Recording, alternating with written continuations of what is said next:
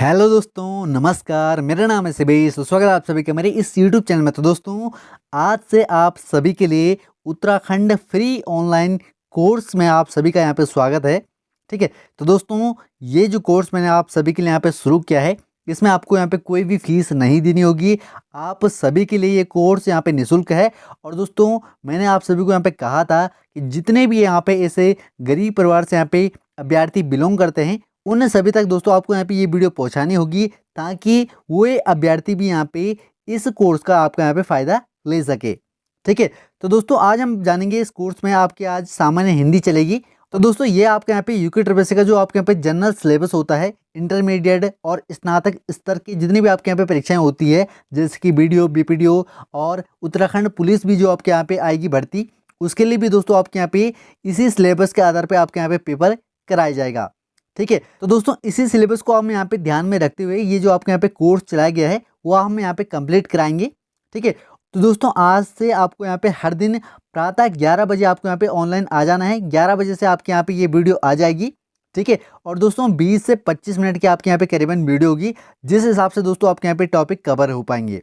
ठीक है। उस हिसाब से दोस्तों आपके यहाँ पे वीडियो रहेगी। ज़्यादा लंबी मैं वीडियो बनाने की प्रयास नहीं करूँगा। आपको यहाँ पे जितनी छोटी वीडियो में आपको यहाँ पे समझा सकता हूँ, उतनी जल्दी आपको यहाँ पे समझ भी आ जाएगा। क्योंकि लंबी वीडियो से क्या होता है दोस्तों, आप यहाँ पे थोड़ा सा बोरिंग हो जाते हैं और वीडियो नहीं देख पाते हैं। ठीक है। इसलिए दोस्तों, मैं आपको यहाँ पे छोटी वीडियो में अच्छा कंटेंट देने की यहाँ पे पूरी कोशिश करूँगा। तो दोस्तों, ये यहाँ पे यूके ट्रिपल का सिलेबस है और आज हम इसमें जानेंगे दोस्तों आपके यहाँ पे सामान्य हिंदी। ठीक है। तो दोस्तों, ये आपके यहाँ पे सामान्य हिंदी है। आज हम इसमें यहाँ पे जो टॉपिक पढ़ेंगे वो हम पढ़ेंगे दोस्तों आपके यहाँ पे भाषा एवं हिंदी भाषा। इसमें हम जानेंगे भाषा क्या होती है, भाषा के प्रकार क्या हैं और हिंदी भाषा का विकास किस प्रकार से यहाँ पे हुआ है। ठीक है। तो दोस्तों, कोशिश करेंगे हम आज यहाँ पे ये तीनों जो आपके यहाँ पे टॉपिक हैं हम यहाँ पे कवर कर पाएँ। ठीक है। तो चलिए दोस्तों, वीडियो शुरू करने से पहले अगर आपने इस वीडियो को अभी तक लाइक नहीं किया है तो लाइक कर दीजिए। अगर आप मेरे चैनल पे नए आए हैं, चैनल को सब्सक्राइब करके बेल आइकन को प्रेस कर लें, जिससे कि आपको मेरे हर वीडियो की नोटिफिकेशन सबसे पहले मिले और आप किसी भी भर्ती से यहाँ पे वंचित ना रह पाएँ। तो चलिए दोस्तों, शुरू करते हैं इस वीडियो को बिना किसी देरी किए। तो दोस्तों, सबसे पहले हम जानेंगे कि भाषा की जो आपके यहाँ पे परिभाषा है वो आपके यहाँ पे क्या होती है। ठीक है। तो दोस्तों, ये जो आपके यहाँ पे टॉपिक है ये शुरू के एक आपके यहाँ पे नॉर्मल तो हैं, लेकिन दोस्तों ये काफ़ी इंपॉर्टेंट भी हैं। ठीक है। क्योंकि दोस्तों, अगर आप यहाँ पे कोई भी एग्जाम देते हैं तो उसमें आपके यहाँ पे सामान्य हिंदी अवश्य पूछी जाती है। अगर आप यहाँ पे अभी बेसिक आपका यहाँ पे क्लियर नहीं हुआ है तो आप यहाँ पे इस कोर्स को यहाँ पे जरूर देखें, क्योंकि दोस्तों इस कोर्स में आपके यहाँ पे बेसिक भी क्लियर किया जाएगा। ठीक है। तो दोस्तों, आज हम जानेंगे भाषा की परिभाषा क्या होती है। तो दोस्तों, भाषा वह साधन है जिसके द्वारा मनुष्य बोलकर, सुनकर, लिखकर व पढ़कर अपने मन के भावों या विचारों का आदान प्रदान करता है। या दोस्तों, फिर हम सरल शब्दों में कहें, जिसके द्वारा हम अपने भावों को लिखित अथवा कथित रूप में दूसरों को समझा सकें और दूसरों के भावों को समझ सकें, उसे क्या कहते हैं? भाषा कहते हैं। तो दोस्तों, भाषा के यहाँ पे अलग अलग प्रकार होते हैं। आइए दोस्तों, जान लेते हैं कि भाषा के आपके यहाँ पे कितने प्रकार हैं। ठीक है। तो दोस्तों, भाषा के आपके यहाँ पे 3 प्रकार आपके यहाँ पे होते हैं।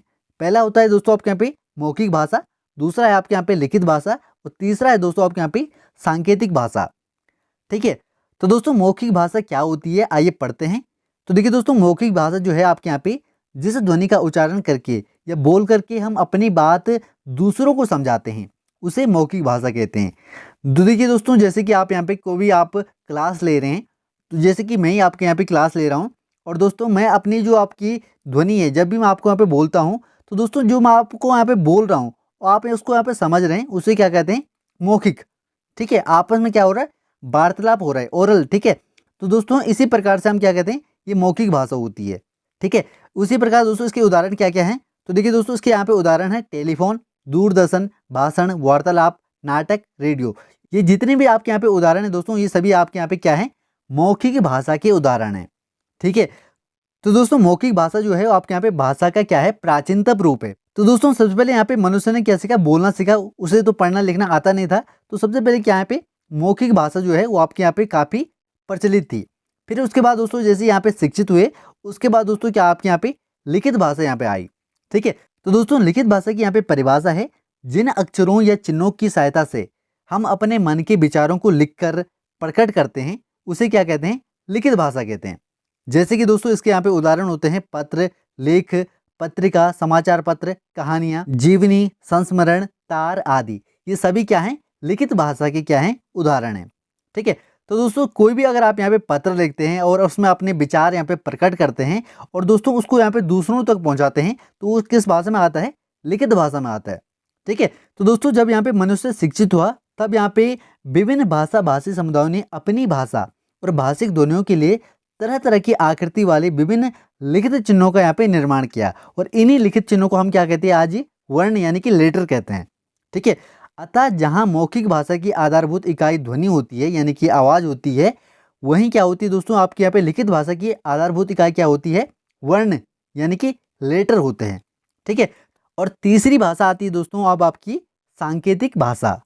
ठीक है, तो दोस्तों जब सांकेतिक यानी कि इशारों द्वारा बात समझाई और समझी जाती है, तब वह क्या होती है, सांकेतिक भाषा कहलाती है। जैसे कि दोस्तों कोई भी यहाँ पे गूंगा या बहरा होता है, तो आपस में जो वार्तालाप करते हैं इशारों में, तो दोस्तों उस भाषा को क्या कहते हैं, सांकेतिक भाषा। या फिर दोस्तों जो आपके यहाँ पे यातायात के जो सिग्नल वगैरह होते हैं, वो भी आपके यहाँ पे सांकेतिक भाषा के अंदर आते हैं। जो भी दोस्तों आपके यहाँ पे संकेत दिए रहते हैं यहाँ पे ट्रैफिक में यानी यातायात में, सड़कों पे, तो वो भी क्या आते हैं दोस्तों, आपके यहाँ पे सांकेतिक भाषा में आते हैं। जैसे कि दोस्तों आपके यहाँ पे उदाहरण में भी दे रखा है कि चौराहे पर खड़ा यातायात नियंत्रित करता हुआ सिपाही, मूक बधिर व्यक्तियों का वार्तालाप आदि। ठीक है, तो दोस्तों इस प्रकार के जितने भी आपके यहाँ पे संकेत होते हैं, वो क्या होते हैं, सांकेतिक भाषा के अंदर आते हैं। ठीक है, इसका अध्ययन व्याकरण में नहीं किया जाता है। ठीक है, तो सांकेतिक भाषा का जो आपके यहाँ पे अध्ययन है वो आपके यहाँ पे व्याकरण में नहीं किया जाता है। ठीक है, अब दोस्तों आपके यहाँ पे सार निकलता है कि भाषा का उद्देश्य क्या है। ठीक है, तो भाषा का उद्देश्य संप्रेषण या विचारों का आदान प्रदान करना है। ठीक है, तो दोस्तों अब हम जानते हैं भाषा के विविध रूप। और दोस्तों अभी तक हमने भाषा के प्रकार जाने कि भाषा कितने प्रकार की होती है। अब दोस्तों हम जानेंगे भाषा के विविध रूप। तो हर देश में भाषा के 3 रूप मिलते हैं। ठीक है, पहली है दोस्तों आपके यहाँ पे बोलियां, दूसरी आपके यहाँ पे परिनिष्ठित भाषा, और तीसरी है दोस्तों आपके यहाँ पे राष्ट्रभाषा। तो बोली क्या होती है दोस्तों, परिनिष्ठ भाषा क्या होती है, और राष्ट्रभाषा क्या होती है, आइए जानते हैं। ठीक है, तो दोस्तों सबसे पहले हम जानेंगे आपके यहाँ पे बोलियों के बारे में। तो दोस्तों जिन स्थानीय बोलियों का प्रयोग हम साधारणतः अपने घरों या समूह में करते हैं, उसको क्या कहते हैं, बोली कहते हैं। जैसे कि दोस्तों आपके यहाँ पे गढ़वाली या कुमाऊनी होगी, या आपके यहाँ पे क्या है, बोली होगी। ठीक है, किसी भी देश में बोलियों की संख्या अनेक होती है। ये घास पात की तरह क्या होती है, अपने आप जन्म लेती है। ठीक है, और किसी क्षेत्र विशेष में बोली जाती है। जैसे कि दोस्तों आपके यहाँ पे उत्तराखंड में कौन कौन सी बोली बोली जाती है, कोई गढ़वाली बोलता है, कोई कुमाऊनी बोलता है। ठीक है, तो इस प्रकार से आपके यहाँ पे अलग अलग बोली होती है, और सबकी यहाँ पे अलग अलग तरह के इसके यहाँ पे विचार होते हैं। ठीक है, जैसे कि दोस्तों आपके यहाँ पे बोलियों के उदाहरण भी दे रखे हैं। जैसे कि आपके यहाँ पे भोजपुरी हो गई, मगही हो गई, अवधी हो गई, मराठी हो गई, तेलुगु हो गई, इंग्लिश होगी, और गढ़वाली, कुमाऊनी, तो ये सभी क्या है दोस्तों आपके यहाँ पे बोलियाँ हैं। ठीक है, दूसरा है दोस्तों आपके यहाँ पे परिनिष्ठित भाषा। यह व्याकरण से नियंत्रित होती है। इसका प्रयोग शिक्षा, शासन और साहित्य में होता है। बोली को जब व्याकरण से परिकृष्ट किया जाता है, तब वह परिनिष्ठित भाषा बन जाती है। जैसे कि दोस्तों खड़ी बोली कभी यहाँ पे बोली हुआ करती थी, आज क्या है, परिनिष्ठित भाषा बन गई है, जिसका उपयोग भारत के सभी स्थानों पर होता है। बोली को जब व्याकरण से परिष्कृत किया जाता है, तब वह परिनिष्ठित भाषा बन जाती है। जैसे कि दोस्तों आप यहाँ पे कभी खड़ी बोली हुआ करती थी, आज वहाँ पे परिनिष्ठित भाषा बन गई है, जिसका उपयोग भारत के सभी स्थानों पर होता है। तो देखिए दोस्तों, कभी भी आपके यहाँ पे कोई भी बोली है, अगर उसमें यहाँ पे व्याकरण से उसको यहाँ पे परिष्कृत किया जाए, तो वो वहाँ पे परिनिष्ठित भाषा बन जाती है, और उसका उपयोग अगर आपके यहाँ पे बहुत सारे स्थानों पे होता है, ठीक है, तो दोस्तों वो क्या बन जाती है, परिनिष्ठित भाषा बन जाती है।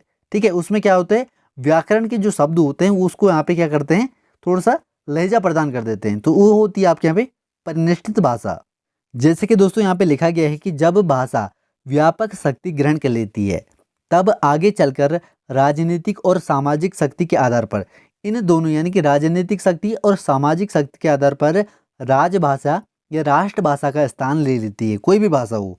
ठीक है, तो दोस्तों ऐसी भाषा सभी सीमाओं को लांघकर अधिक व्यापक और विस्तृत क्षेत्र में विचार विनिमय का साधन बनकर सारे देश की भावनात्मक एकता में सहायक होती है। तो दोस्तों कोई भी अगर आपके यहाँ पे भाषा है, अगर उसको आपके यहाँ पे राजनीतिक और सामाजिक शक्ति के आधार पर उसको अगर आप यहाँ पे राजभाषा या राष्ट्रभाषा भी बना सकते हैं। ठीक है, जैसे कि दोस्तों अगर आपके यहाँ पे कोई भी भाषा है उसको यहाँ पे अधिक स्तर पे यहाँ पे बोला जाता है और उसके जो आपके यहाँ पे राजनीतिक वाले लोग भी बोलते हैं और सामाजिक लोग भी उसे यहाँ पे बोलते हैं, तो वो आपके यहाँ पे राष्ट्रभाषा या राजभाषा बन सकती है। ठीक है, जैसे कि अगर आपके यहाँ पे संस्कृत संस्कृत ले लो, वो अगर यहाँ पे व्यापक स्तर पे बोला जाए, ठीक है, उसको यहाँ पे बच्चे भी बोलें, राजनीतिक वाले भी बोलें और जो भी आपके यहाँ पे सामाजिक लोग हैं वो अगर उसको यहाँ पे बोलें तो वो आपके यहाँ पे राजभाषा या राष्ट्रभाषा बन सकती है। लेकिन दोस्तों ऐसा नहीं है, संस्कृत को लोग कम ही उच्चारण करते हैं। सबसे अधिक यहाँ पे भारत में क्या उच्चारण किया जाता है, हिंदी को किया जाता है। ठीक है, तो भारत में 15 विकसित भाषाएं हैं दोस्तों। ठीक है, पर हमारे देश में राष्ट्रीय नेताओं ने हिंदी भाषा को राष्ट्रभाषा राजभाषा का गौरव यहाँ पे प्रदान किया है, क्योंकि उन्हें यहाँ पे हिंदी ही आती है। ना उन्हें तो यहाँ पे संस्कृत आती है ना ही कुछ आती है, लेकिन हिंदी उनको यहाँ पे सबसे अधिक आती है। इसीलिए दोस्तों उन्होंने यहाँ पे हिंदी भाषा को यहाँ पे राष्ट्रभाषा या राजभाषा का यहाँ पे गौरव प्रदान किया है। ठीक है, अगर यहाँ पे किसी भी भाषा को यहाँ पे व्यापक स्तर पे यहाँ पे बोला जाए तो वहाँ पे राष्ट्रभाषा या राजभाषा बन सकती है। लेकिन जब तक यहाँ पे राष्ट्रीय नेताओं ने उसे यहाँ पे नहीं बोला तब तक वो यहाँ पे राजभाषा या राष्ट्रभाषा नहीं बन सकती है। इसलिए उनको यहाँ पे हर क्षेत्र में यहाँ पे उस भाषा को यहाँ पे बोलना आवश्यक है।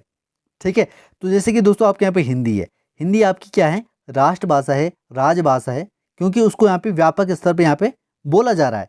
राष्ट्रीय नेता भी उसको यहाँ पे बोलते हैं, सामाजिक लोग भी उसको यहाँ पे बोलते हैं, इसलिए दोस्तों उसको यहाँ पे राष्ट्रभाषा यहाँ पे कहा गया है। तो हिंदी को दोस्तों कितने प्रतिशत यहाँ पे बोला जाता है वो आगे हम पढ़ेंगे। ठीक है, तो इसी प्रकार से दोस्तों हर देश की अपनी क्या है, राष्ट्रभाषा होती है। जैसे कि आपके यहाँ पे इंडिया की क्या है, हिंदी है। ठीक है, इंडिया में सबसे ज़्यादा क्या बोली जाती है, हिंदी। उसी प्रकार से दोस्तों आपके यहाँ पे रूस की क्या है, रूसी। फ्रांस की क्या है, फ्रांसीसी। जर्मन की क्या है, जर्मन। और जापान की क्या है, जापानी। तो ये सभी के आपके यहाँ पे क्या है, राष्ट्रभाषा है। तो दोस्तों मैंने आपको यहाँ पे समझा दिया कि राष्ट्रभाषा क्या होती है। जिस भी भाषा को यहाँ पे अधिक बोला जाता है, जैसे कि आपके यहाँ पे नेता लोग भी उसे यहाँ पे बोलते हैं, सामाजिक लोग भी यहाँ पे उसे बोलते हैं, तो उस भाषा को क्या कहते हैं, राष्ट्रभाषा का दर्जा मिल जाता है। ठीक है, जैसे कि दोस्तों आपके यहाँ पे इंडिया में क्या है, हिंदी सबसे अधिक बोली जाती है। ठीक है, उसी प्रकार से दोस्तों अब आता है आपके यहाँ पे तीसरा, राष्ट्रभाषा। तो देखिए दोस्तों जो टॉपिक मैंने आपको यहाँ पे राष्ट्रभाषा का ऊपर समझाया उसी प्रकार से इसकी यहाँ पे परिभाषा होगी। जैसे कि दोस्तों यहाँ पे लिखा गया है, राष्ट्रभाषा जब कोई भाषा किसी राष्ट्र के अधिकांश प्रदेशों में बहुमत द्वारा बोली और समझी जाती है तो वो क्या बन जाती है, राष्ट्रभाषा बन जाती है। ठीक है, तो दूसरे शब्दों में हम कहें, वह भाषा जो देश के अधिकतर निवासियों द्वारा प्रयोग में लाई जाती है वो क्या कहती है, आपके यहाँ पे राष्ट्रभाषा कहलाती है।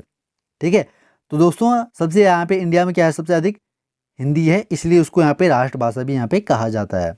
ठीक है, हिंदी यहाँ पे सबसे अधिक क्षेत्र में यहाँ पे बोली जाती है और उसको यहाँ पे आसानी से क्या है, समझा जा सकता है। अगर मैं आपको यहाँ पे इंग्लिश में बात करूँ तो आपको किसी किसी को यहाँ पे समझ में आएगा, जो यहाँ पे इंग्लिश वाले होंगे, और जो यहाँ पे हिंदी वाले हैं वो आपके यहाँ पे अधिक मात्रा में होंगे और इंग्लिश वाले क्या होंगे, कम मात्रा में होंगे। काफ़ी सारे अभी यहाँ पे कमेंट आएंगे कि हमें यहाँ पे इंग्लिश में समझाओ। ठीक है, लेकिन दोस्तों क्या है, इंग्लिश की जो आपके यहाँ पे रेंज है वो आपके यहाँ पे कम है, क्योंकि काफ़ी लोगों को यहाँ पे इंग्लिश नहीं आती है। लेकिन हिंदी क्या है, हिंदी सबको आती है। ठीक है, हिंदी की जो आपके यहाँ पे रेंज है वो आपके यहाँ पे अधिक है, क्योंकि उसको यहाँ पे अधिक मात्रा में यहाँ पे बोला जाता है, अधिक मात्रा में यहाँ पे समझा जाता है, इसलिए वो क्या है, राष्ट्रभाषा है। अगर मैं आपको यहाँ पे संस्कृत में समझाऊँ तो किसी को समझ नहीं आएगा, क्योंकि उसको यहाँ पे बहुत सारे कम लोग उसको यहाँ पे समझते हैं। ठीक है, तो आपको यहाँ पे समझ आ गया होगा कि किस प्रकार से आप एक यहाँ पे राष्ट्रभाषा बनती है। ठीक है, कोई भी लैंग्वेज। तो दोस्तों भारत की राष्ट्रभाषा क्या है, हिंदी है, और यह लगभग 70 से 75% लोगों द्वारा प्रयोग में लाई जाती है, इसलिए इसे यहाँ पे राष्ट्रभाषा का भी दर्जा यहाँ पे दिया गया है और राजभाषा के भी मिला है। ठीक है, तो दोस्तों अब हम जानेंगे हिंदी भाषा का विकास। तो दोस्तों हिंदी भाषा का विकास आपके यहाँ पे कैसे हुआ है, इससे पहले आपके यहाँ पे हिंदी क्या थी। ठीक है, तो आइए दोस्तों जान लेते हैं। ठीक है, तो हिंदी विश्व की लगभग 3000 भाषाओं में से एक है। ठीक है, आकृतीय रूप के आधार पर हिंदी वियोगात्मक या विशिष्ट भाषा है। भाषा परिवार के आधार पर हिंदी क्या है, भारतीय परिवार की भाषा है। जितने भी दोस्तों मैंने यहाँ पे हाईलाइट किए हैं आपको यहाँ पे सभी नोट करना है। ठीक है, ये वीडियो आप यहाँ पे डाउनलोड कर सकते हैं यूट्यूब से।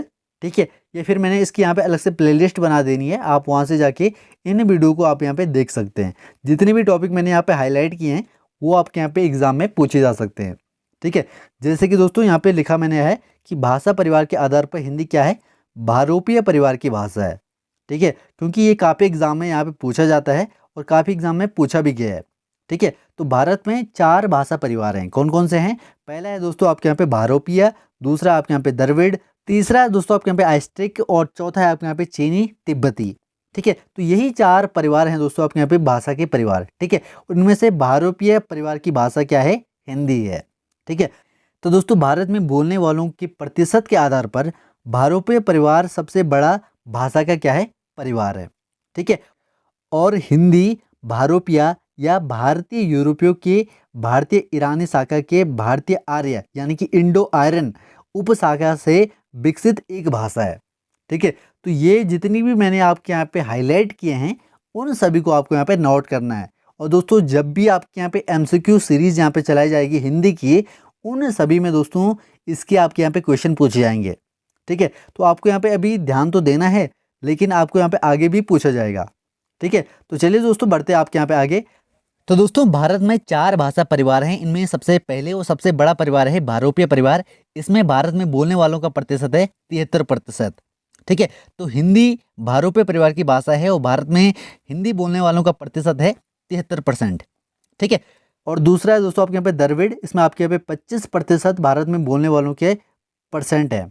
ठीक है, वो उसके बाद आस्ट्रिक उसमें आपके 1.3% और चीनी तिब्बती है दोस्तों आपके यहाँ पे 0.7%। ठीक है, तो दोस्तों आपसे यहाँ पे कभी भी किसी भी टॉपिक से आपके यहाँ पे क्वेश्चन पूछा जा सकता है। अगला है दोस्तों आपके यहाँ पे भारतीय आर्य भाषा को 3 कालों में विभक्त किया जाता है।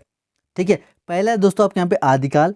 आदिकाल आपके यहाँ पे कब से शुरू हुआ? 1000 से आपके यहाँ पे 1500 ईस्वी तक चला आदिकाल। ठीक है, उसके बाद दोस्तों आपके यहाँ पे मध्यकाल चला। मध्यकाल आपके यहाँ पे 1501 से लेके 1800 ईस्वी तक चला है। और तीसरा है दोस्तों आपके यहाँ पे आधुनिक काल। यह आपका यहाँ पे 1801 से लेके आज तक आपके यहाँ पे चल रहा है। ठीक है, तो दोस्तों भारतीय आर्य भाषा को इन 3 कालों में आपके यहाँ पे विभक्त किया गया है। ठीक है, और ये जो आपके यहाँ पे काल हैं, इनके जो आपके यहाँ पे समय है, ये आपके यहाँ पे अलग अलग सब्जेक्ट में अलग अलग हिसाब से आपके यहाँ पे दे रखा है, लेकिन जो सबसे सही और राइट है ये आपके यहाँ पे इसी प्रकार से है। ठीक है, तो दोस्तों अभी तक हमने यहाँ पे जाना कि जो आपके यहाँ पे भारतीय आर्य भाषा के काल हैं वो आपके यहाँ पे 3 थे। ठीक है, लेकिन अब हम जानेंगे दोस्तों जो आपके यहाँ पे हिंदी की आदि जननी है संस्कृत। तो सबसे पहले क्या थी? संस्कृत। तो उसके बाद आपके यहाँ पे जो संस्कृत के बाद जितने भी आपके यहाँ पे भाषाओं का कर्म है वो आपके यहाँ पे किस प्रकार से चला, तो आइए जान लेते हैं। तो दोस्तों हिंदी की आदि जननी यहाँ पे संस्कृत को माना जाता है और संस्कृत पाली और प्राकृत से होती हुई अपभ्रंश तक पहुँचती है। फिर अपभ्रंश अवहट से गुजरती हुई प्राचीन प्रारंभिक हिंदी का रूप लेती है। ठीक है, और विशुद्धता हिंदी भाषा के इतिहास का आरंभ अपभ्रंश से यहाँ पे माना जाता है, जबकि ये यहाँ पे शुद्ध नहीं है। ठीक है, तो दोस्तों शुद्ध क्या है? ये आपके यहाँ पे हिंदी का विकास कर्म आपके यहाँ पे दे रखा है। सबसे पहले आपके यहाँ पे संस्कृत हुई, फिर पाली, फिर प्राकृत, फिर अपभ्रंश अवहट और फिर प्राचीन और प्रारंभिक हिंदी हुई। ठीक है, और दोस्तों इस पिक्चर में भी दोस्तों आप यहाँ पे देख सकते हैं। और दोस्तों आप यहाँ पे इस पिक्चर को भी आप यहाँ पे स्क्रीनशॉट ले सकते हैं। ये आपके यहाँ पे उत्पत्ति एवं कर्मिक विकास आपके यहाँ पे दे रखा है हिंदी का, किस प्रकार से आपके यहाँ पे हुआ। सबसे पहले आपके यहाँ पे संस्कृत बोली जाती थी। ठीक है, ये आपके यहाँ पे 1500 ईस्वी पूर्व से लेके 500 ईस्वी पूर्व तक आपके यहाँ पे बोली गई। इसमें दोस्तों आपके यहाँ पे वैदिक एवं लौकिक संस्कृत बोली जाती थी। फिर उसके बाद दोस्तों आपके यहाँ पे पाली हुई। पाली आपके यहाँ पे 500 ईस्वी पूर्व से लेके 1 ईस्वी तक आपके यहाँ पे चली। इसमें आपके यहाँ पे बुद्ध के उपदेश भी होते हैं। ठीक है, उसके बाद दोस्तों आपके यहाँ पे प्राकृत है।